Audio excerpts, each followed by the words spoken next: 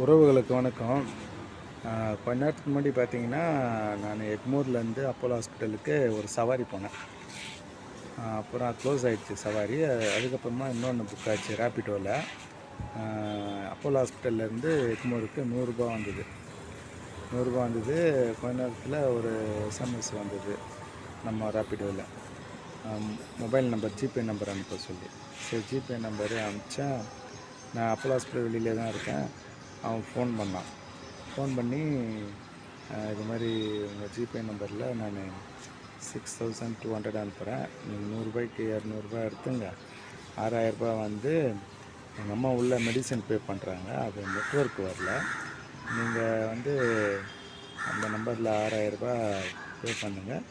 ரூ. 200 நீங்கள் எடுத்துங்க. எக்மோரில் எடுத்துன்னு போயிட்டு விட்டுருங்க அப்படின்னு அவன் பேசிகிட்டு இருக்கும்போது எனக்கு வந்து ஒரு மெசேஜ் வந்தது, 6200 ரிசீவ்டுன்ற மாதிரி. எனக்கு டவுட் ஆகிடுச்சு, என்னடா இது 10 நம்ம பேசிக்கிட்டு இருக்கோம், அடுத்த செகண்ட்லேயே வருதுன்னு சொல்லிட்டு நான் போய்ட்டு ஜிபேயில் பார்த்தேன்.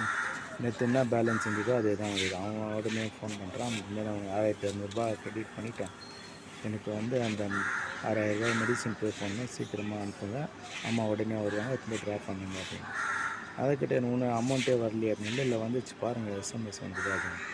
டெஸ்ட் மெசேஜ் நான் கூட அனுப்புவேன், அந்த அமௌண்ட் வரலடா அப்படின்னு.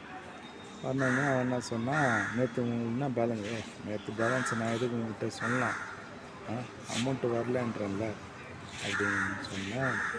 அப்புறமா அவன் என்ன பண்ணிட்டான், அவன் ஆனால் வந்து ஹிந்தியும் இங்கிலீஷும் அதிகமாக பேசினான், தமிழ் கொஞ்சம் தான் பேசினான்.